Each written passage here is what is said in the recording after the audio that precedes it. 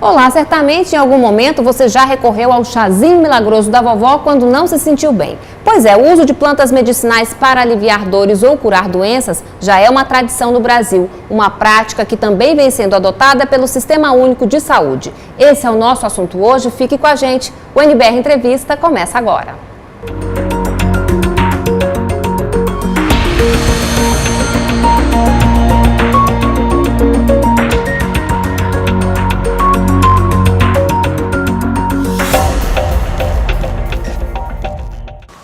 Nosso convidado é Jean Kleber Matos, ele é professor do curso de Agronomia da Universidade de Brasília. Olá, professor, muito obrigada pela sua presença. Eu que agradeço pela oportunidade. Bem, antes da nossa conversa, nós vamos conhecer a história da Dona Hermina, lá de Pelotas, no Rio Grande do Sul, que há mais de 20 anos trabalha com plantas medicinais. A reportagem é do programa Terra Sul da Embrapa. Devagar e com o auxílio de uma bengala, Dona Hermina caminha com cuidado entre as plantas que lhe dão orgulho. São estas ervas que ela transforma em essências, chás e pomadas capazes de curar. A história dela com as plantas medicinais começou cedo. Na família, a avó e mãe já costumavam usar as ervas. E essa relação ficou ainda mais próxima quando a própria Dona Hermina precisou do auxílio da natureza para se tratar. Com 11 anos, eu tive a febre do tifo. Então, ali, com 11 anos, era no fim da Guerra Mundial. A medicina tinha 5 qualidades de medicamento. O mais tudo era com plantas. A minha febre sempre baixavam ela com a quina, a raiz da quina. É uma planta medicinal. Daí, desde criança, acostumada com o chá, fui sempre olhando para aquilo. Mesmo assim, a vida dessa senhora seguiu outro caminho. Durante a juventude, ela lutou pela conquista do direito das mulheres de serem reconhecidas como agricultoras, profissão que sempre exerceu. Já um pouco mais velha, fez um curso para atuar como enfermeira veterinária e por mais de 20 anos se dedicou a tratar de animais. O que ela não contava é que uma isquemia a impediria de seguir na profissão. Ora, isso eu não sei te dizer na realidade por que me deu esse estalo na cabeça, não sei mesmo, e tudo. Porque eu senti que aquele curso de defesa sanitária animal, para mim, estava praticamente encerrado. Quer dizer que eu não podia mais meter a mão nas vacas, puxar a terneira, não tinha mais aquela força, né? Então eu digo, mais algo eu tenho que fazer. Eu não posso ficar parada. E como eu já tinha o conhecimento das plantas desde criança, então apareceu o curso das plantas medicinais e é onde eu continuei. Como resultado, uma pasta cheia de certificados e um herbário com mais de 200 espécies registradas que ela exibe com orgulho e que hoje nem precisa consultar. Ao redor da casa fica a matéria-prima. Na memória, a funcionalidade de cada uma das plantas.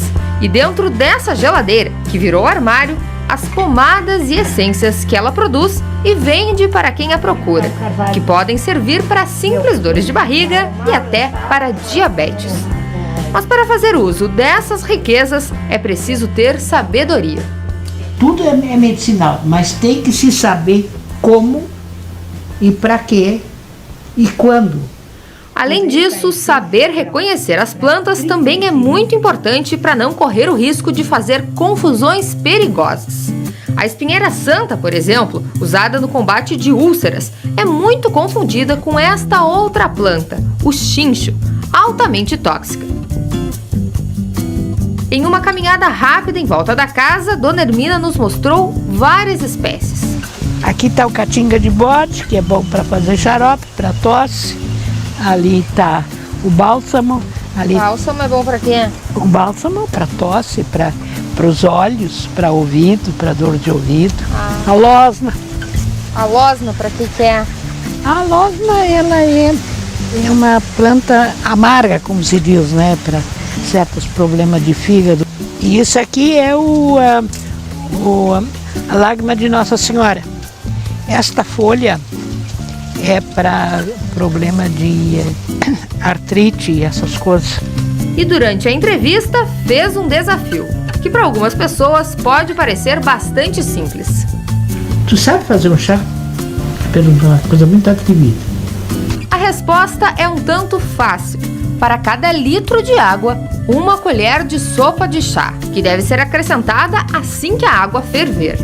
Mas na sequência vem uma dica de quem tem anos de experiência. A planta já largou o que tinha que largar. E ela é tão inteligente, conforme a água vai esfriando, ela vai puxando de volta o que ela largou. Então tem que se coar antes. Embora acredite na cura pelas plantas, Dona Hermina recomenda: não se deve dispensar o diagnóstico do médico. Mas na hora do tratamento, sempre é bom optar pelo natural. Para a senhora, apelidada por muitos como Mãe Velha, as plantas medicinais podem ser uma alternativa de renda para os agricultores familiares. Mas para ela, pessoalmente, representam muito mais. Um exemplo de vida. Que só quem tem vontade de viver é que faz essas coisas. Professor, o que são os fitoterápicos e qual é a relação com as plantas medicinais? Os fitoterápicos são medicamentos à base de plantas, né? A grande diferença entre eles e os remédios é que eles têm sobre eles um maior controle. O quimiotipo da planta, quer dizer, qual é a substância ativa dela, aquilo está bem caracterizado, né? E também a sua concentração. Então isso dá uma garantia, portanto ele pode ser chamado de medicamento. Fitoterápico é um medicamento. E quais são as vantagens, do uso de plantas medicinais e dos fitoterápicos? Tem várias vantagens, né?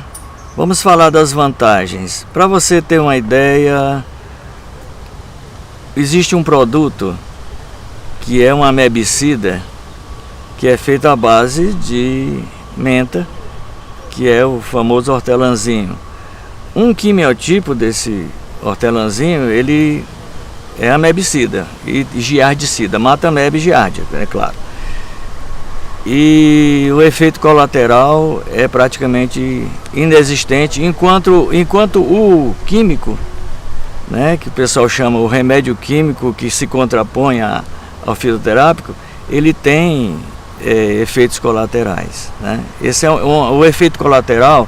A ausência de um efeito colateral é uma das vantagens interessantes, né, da fitoterapia. Esse é um.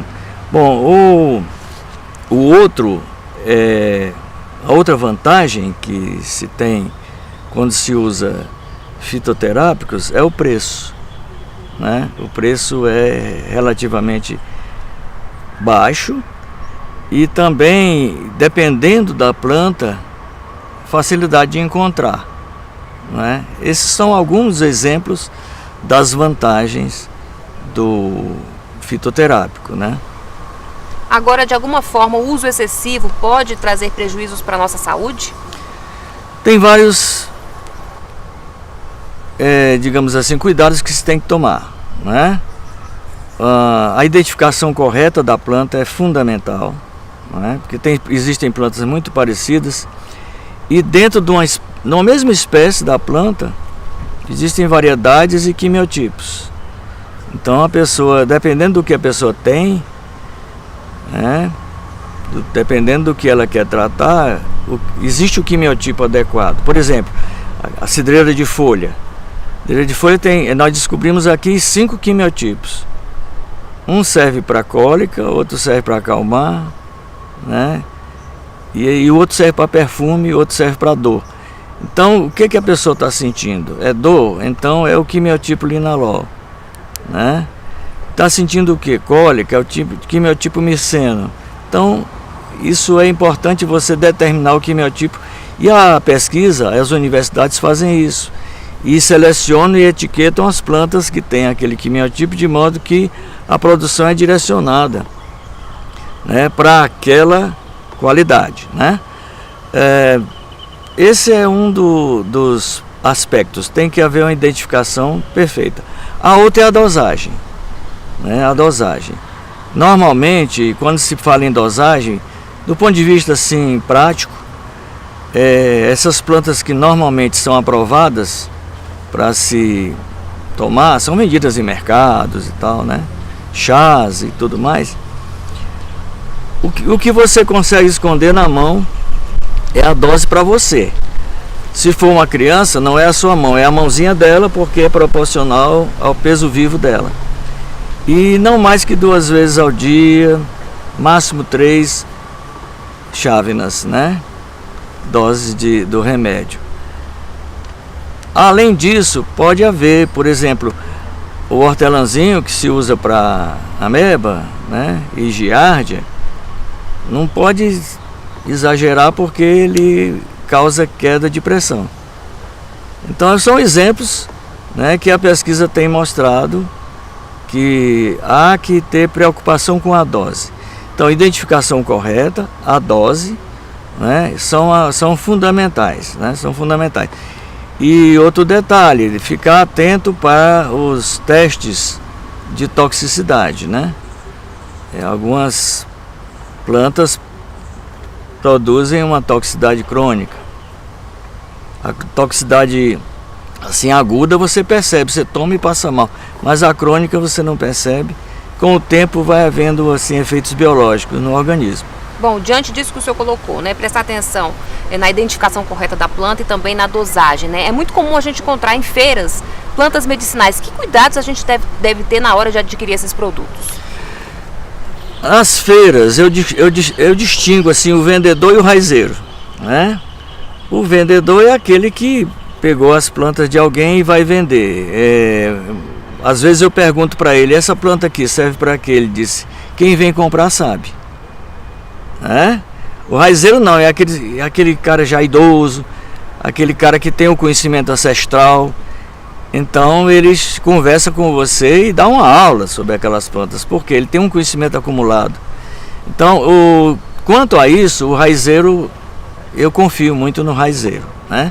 Agora, o que tem que se prestar atenção é digamos assim, o armazenamento dessas plantas, né? Se elas estão em bom estado de conservação, se tem algum bolor, né? Porque é um ambiente aberto, às vezes o pessoal vai para casa, guarda essas ervas em algum armazém, ninguém sabe as condições sanitárias, né?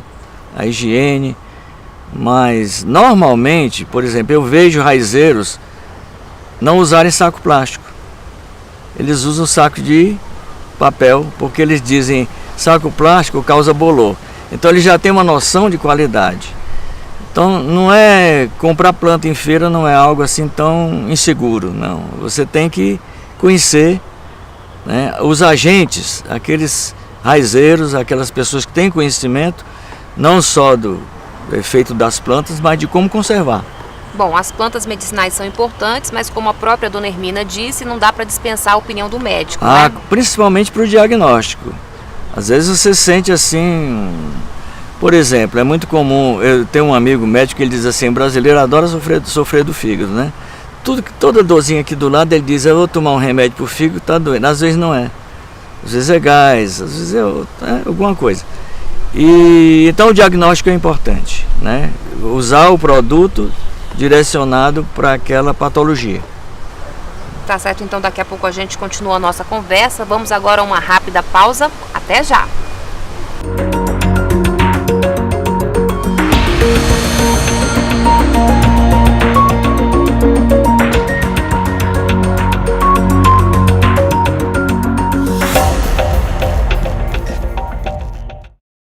Estamos de volta com o NBR Entrevista, que hoje conversa com Jean Kleber Matos, professor do curso de Agronomia da Universidade de Brasília. E os brasileiros estão cada vez mais apostando nas plantas medicinais e nos fitoterápicos. E o Sistema Único de Saúde, o SUS, também está acompanhando o crescimento dessa demanda. É o que a gente vai ver na reportagem da TV Saúde. A Política Nacional de Plantas Medicinais e Fitoterápicos do Ministério da Saúde completa 10 anos em 2016. Um dos exemplos de sucesso está em Horizonte, no Ceará, onde o laboratório da cidade funciona há 12 anos a partir de uma parceria entre o município, o estado e a Universidade Federal. E daí nasceu, portanto, o nosso laboratório de fitoterapia, que tem uma produção mensal de 15 itens farmacológicos de produtos naturais e que são disponibilizados à população do município em todas as nossas unidades básicas de saúde. Nós temos atualmente 20 equipes de saúde da família, todas elas disponibilizando esses produtos naturais, esses produtos medicamentos fitoterápicos que são produzidos, encapsulados, armazenados e distribuídos lá no nosso município. Desde que o programa foi criado, o Ministério da Saúde tem investido na produção de fitoterápicos por meio de processos seletivos. Os recursos federais são aplicados na compra de insumos, materiais de consumo, contratação de pessoal e capacitação de profissionais. Nos últimos 10 anos, desde que o programa foi lançado, foi da ordem de 30 milhões em diversos editais. E o edital de 2016, que é a nossa expectativa, ele está praticamente pronto, está em avaliação final, para ser lançado. A grande vantagem do edital é porque ele é capaz de captar na rede de municípios, que é uma rede muito grande, são 5.500 e pouco, onde há mais maturidade no sentido do avanço do trabalho para que essa formulação e essa distribuição possa se dar com a maior segurança possível para o usuário.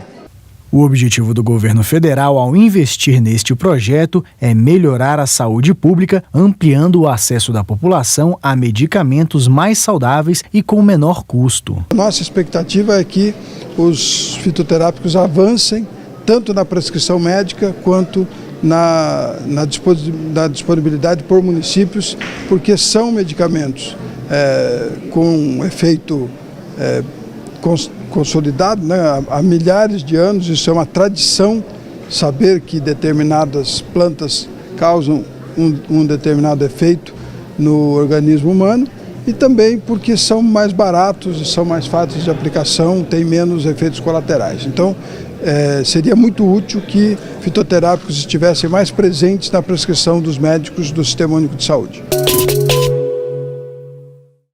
Professor, como é que o senhor avalia o uso dos fitoterápicos hoje no Brasil? Está havendo um grande progresso, né? A gente já encontra com certa facilidade médicos que utilizam a fitoterapia. Eu mesmo me trato com um médico que tem digamos assim, uma linha alternativa, né? Fitoterapia, acupuntura. Atualmente existem esses apelos no trato com as doenças, né? A população está procurando a fitoterapia e está encontrando resposta, né? Os médicos faziam restrições ao uso de plantas por causa da sazonalidade. O que é a sazonalidade? A planta, em determinado momento do ano, ela pode não produzir aquele componente que é usado no tratamento, porque a concentração desse componente varia durante o ano, conforme a estação, né? Esse é um problema. Depois, as dificuldades de identificação. Então, eles tinham assim restrições quanto à segurança.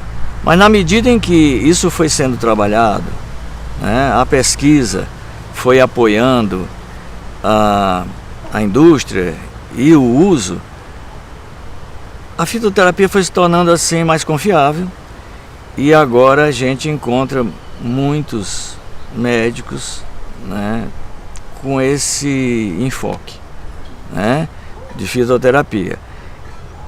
O comércio também tem sido beneficiado nesse sentido, no sentido de que, na medida em que você tenha os padrões e você tenha uma fiscalização que te dá um registro, né, o fitoterápico vai ficando assim, o produto vai ficando mais confiável, as pessoas vão começando a utilizar. Então eu acho que houve um grande progresso. Né? Então a gente pode afirmar que é seguro o uso dos fitoterápicos no Brasil hoje? Sim, porque para você vender, colocar um fitoterápico na rede, né, no comércio, nas farmácias, você tem que ter um registro. Esse registro, para você obter esse registro, você tem que apresentar, provar que sua planta está bem identificada, o quimiotipo é aquele, e também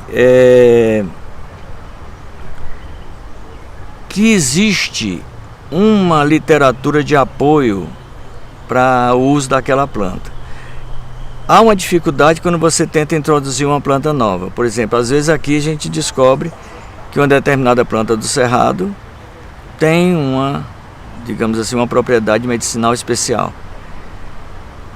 Não dá para obter o registro facilmente. Precisa de mais anos de pesquisa que comprovem a eficácia e a baixa toxicidade.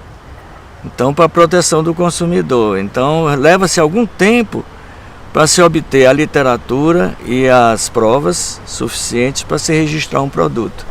Tudo isso para tornar a fitoterapia mais confiável.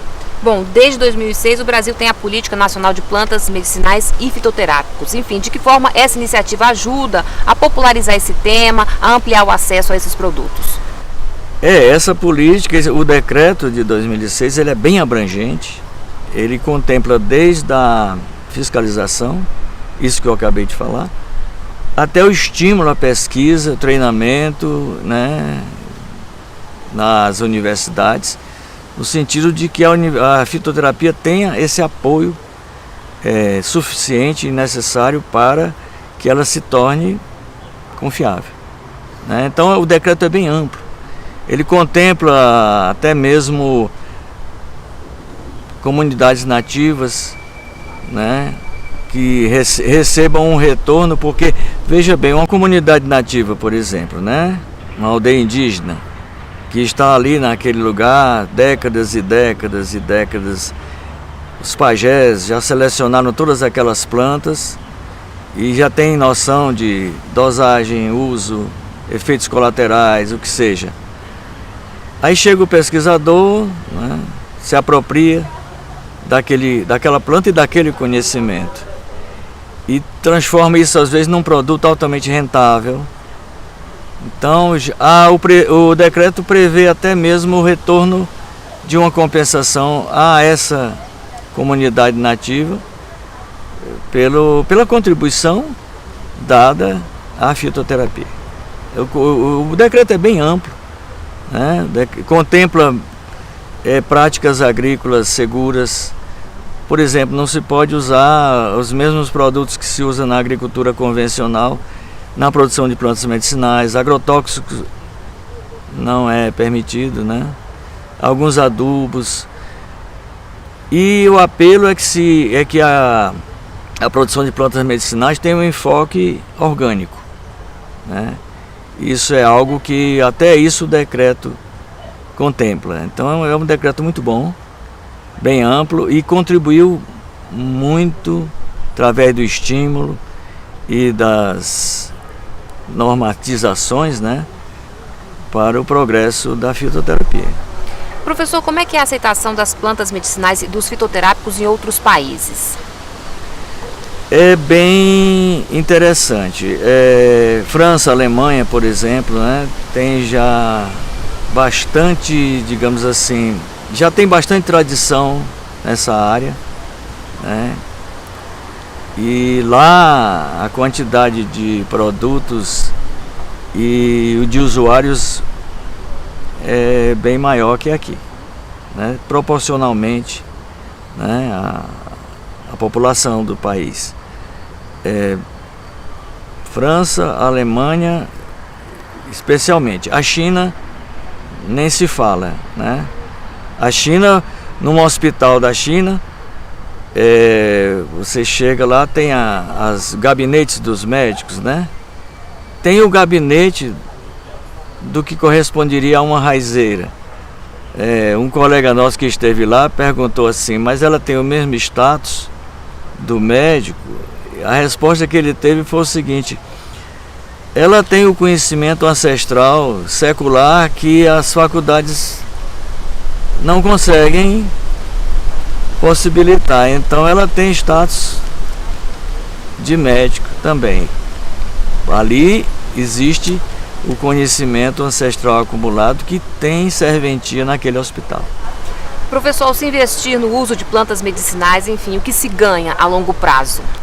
Ganha-se bastante do ponto de vista de que as pessoas vão se conscientizando de que os recursos para o tratamento de saúde são muito maiores do que normalmente se acreditava, né? Estou sentindo alguma coisa, eu vou ali, tomo um comprimido, né? Compro algo. Alguns produtos assim de uso bastante corriqueiro, os médicos atualmente estão alertando e até mesmo desaconselhando, olha, não use tal coisa, porque esse aqui foi descoberto que com o tempo tem problemas, causa problemas hepáticos, né? Esse outro tem até mesmo um fitoterápico, dependendo da fisiologia da pessoa, cada um pode ter um efeito diferente. Então o que se observa é que, por exemplo, hoje em dia, eu pessoalmente, né, se tiver um problema assim de gases, eu uso o erva doce, né? Porque ele é eficaz e tem em todo supermercado e é barato, né? Agora, evidentemente que periodicamente eu faço uma consulta ao médico para ver a origem de todos os problemas que estão ocorrendo. O diagnóstico é fundamental, mas o conhecimento das propriedades das plantas é fundamental. Por exemplo, litíase, que é cálculo renal. Ultimamente surgiu assim, muita notícia, a planta já existia, mas surgiram muitas notícias sobre a garcínia, que é uma planta que tem propriedades anti-litíase. Vou procurar a garcínia e tomar? Não. Eu chego com a receita médica. O médico passou garcínia. Tá certo então, professor. Muito obrigada por essa aula, pela sua participação na NBR Entrevista e até uma próxima oportunidade. Muito obrigado. Bem, outras informações então a respeito desse assunto é só entrar no site do Ministério da Saúde. E para rever o nosso programa, entre no nosso canal no YouTube. Obrigada pela companhia e continue com a gente na NBR, a TV do Governo Federal.